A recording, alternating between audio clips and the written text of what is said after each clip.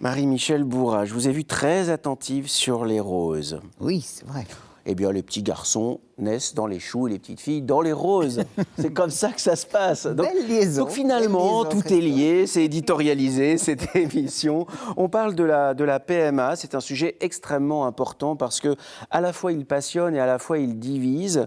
Et si on a voulu vous confier ce sujet-là, à vous qui êtes pédopsychiatre, c'est parce qu'il nous a semblé que les psys étaient en première ligne au fond. Oui, les psys sont en première ligne et tout spécialement les psychiatres et les psychologues d'enfants. Bien sûr. Parce que la maternité, la paternité, ça commence dès avant la naissance.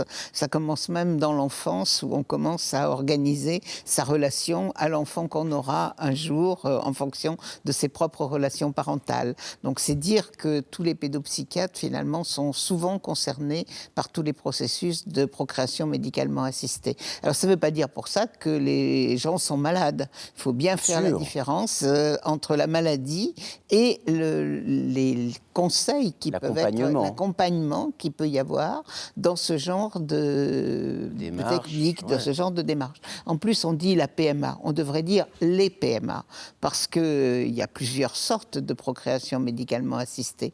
Il y a les procréations médicalement assistées qui existent à l'intérieur d'un couple, il y a les procréations médicalement assistées qui existent avec un donneur, il y a les procréations médicalement assistées pour des femmes seules, il y a tout un tas de variations. On parle actuellement de la PMA beaucoup pour les couples homosexuels. Oui, ça. Donc on voit bien que ça recouvre toute une série et que c'est pas simplement la technique qui va définir ce que c'est que la procréation médicalement assistée. Je dirais moi que la procréation médicalement assistée, c'est un acte qui normalement se passe entre deux personnes sans qu'il y ait de témoins et qui là nécessite la présence d'un instrument qui est l'instrument médical.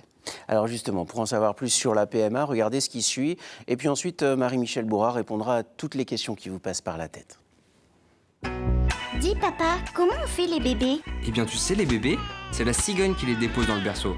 Et quand la cigogne a du mal à atterrir, il y a la PMA. En France, depuis 1994, si un couple rencontre des problèmes de fertilité ou que l'un des deux parents peut transmettre une maladie grave à l'enfant, ils peuvent demander une procréation médicalement assistée. Un coup de pouce médical, quoi. Pour postuler, les conditions sont claires. Vous devez être concubin ou marié, un homme et une femme en âge de procréer. Et vous devez être sacrément motivé, car le chemin est très long. Depuis le 19e siècle, la technique la plus simple, c'est l'insémination artificielle.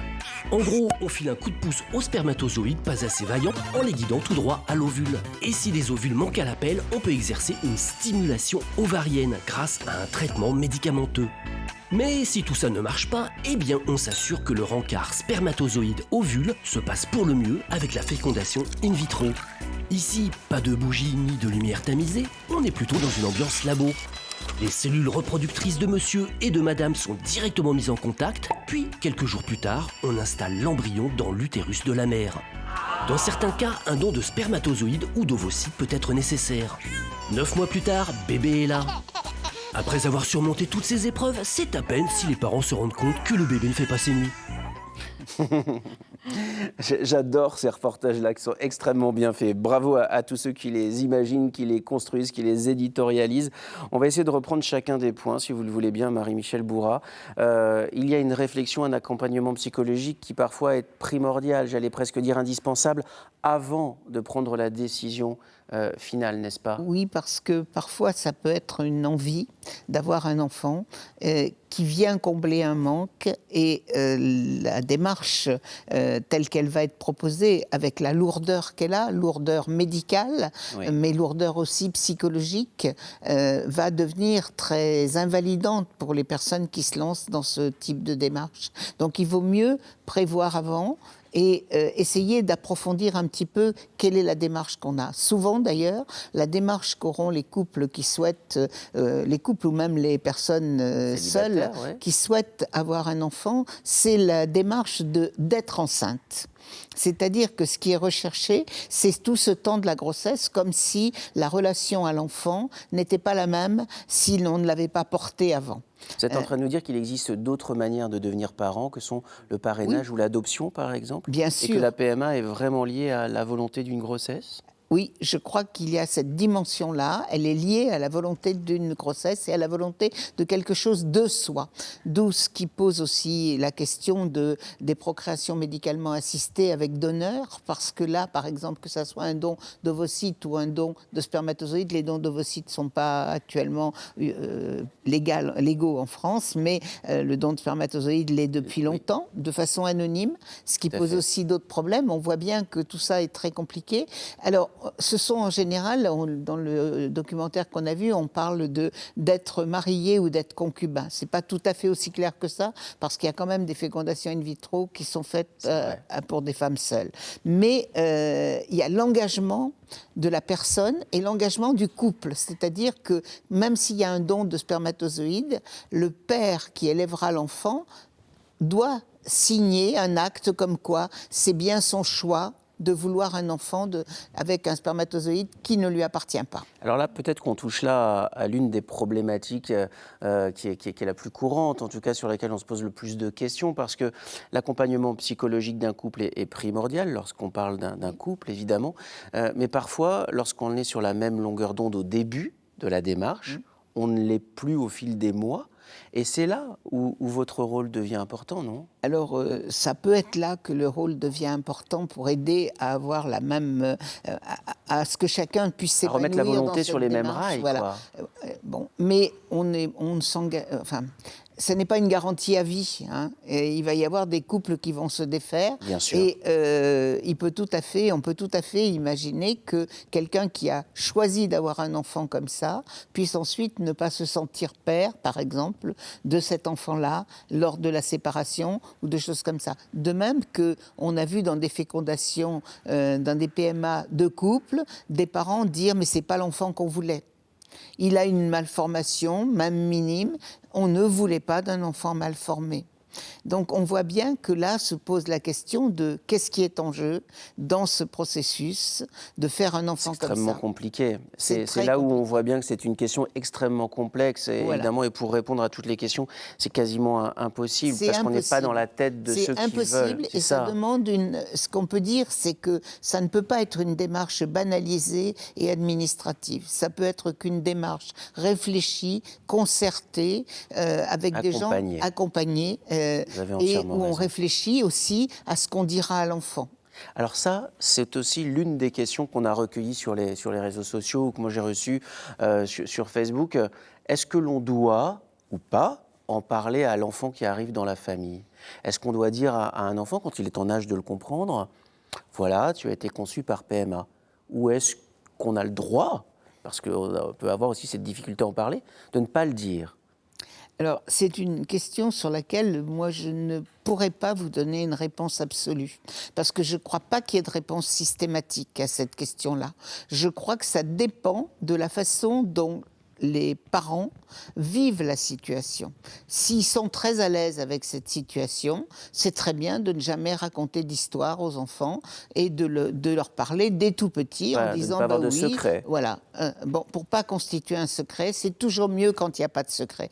Mais si vraiment on se sent pas à l'aise, ou si un des deux parents a le sentiment que l'enfant va être moins bien avec lui parce qu'on va lui révéler qu'il n'est pas le père géniteur de l'enfant, eh bien, il ne faut pas en parler. Et il peut y avoir si on lui en parle, on lui en parlera mal. D'accord. Puis se pose la question aussi actuellement de l'anonymat. Confronter un enfant avec l'anonymat de son géniteur, ça n'est pas très facile non plus. En même temps, tous les dons de spermatozoïdes qui ont été faits jusque-là ont été faits à la condition de rester anonymes.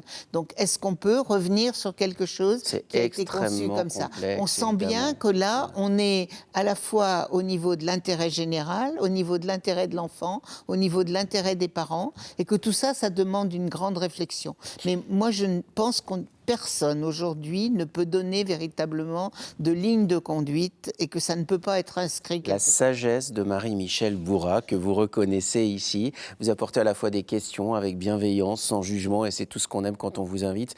On parle bien sûr de la législation française, puisque dans d'autres pays européens, c'est différent, et dans d'autres pays dans le monde, c'est encore différent, mais ce serait bien trop complexe d'expliquer tout ça. J'aurais juste qu'on appuie sur un point, parce que au fond, lorsque l'on veut un enfant, il est désiré.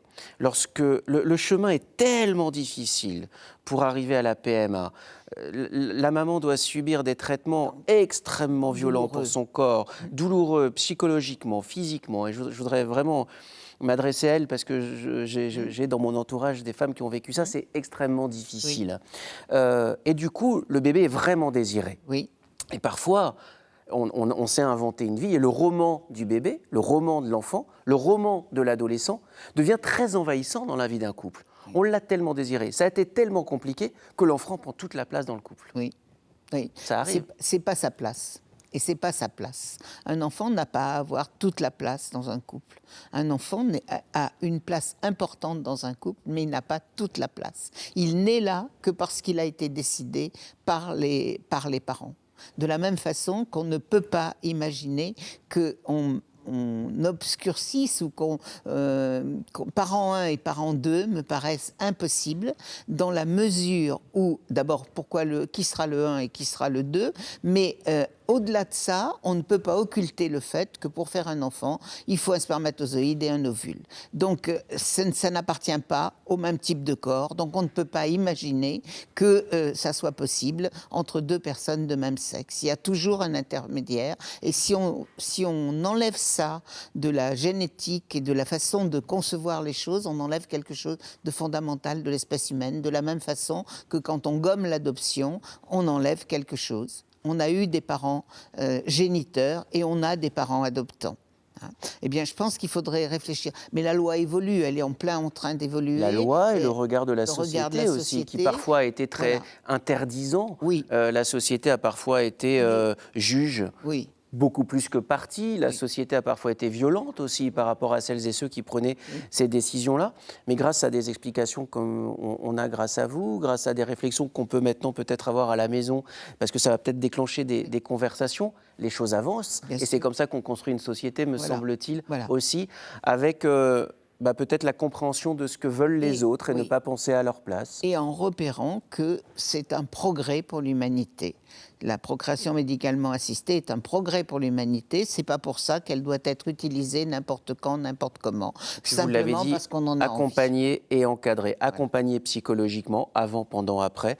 Et encadrer médicalement, bien évidemment, il va sans dire, et ne pas aller n'importe où, faire n'importe quoi. Absolument. On y voit beaucoup plus clair sur la PMA, grâce à vous, Marie-Michel Bourrat. Merci beaucoup. J'adore ces moments-là. Qu'est-ce que vous voulez que je vous dise ? Je pourrais rester comme ça, assis sur ce fauteuil, à vous écouter, jusqu'à quoi ? Jusqu'à Slam, pour voir l'ami Cyril Ferraud, jusqu'à Question pour un champion, peut-être même jusqu'au soir 3, voyez-vous. Je pourrais rester là, si vous avez le temps, on peut rester ensemble, on discute avec Marie-Michel Bourrat. Bon, quoi ? Oui, ça peut se faire.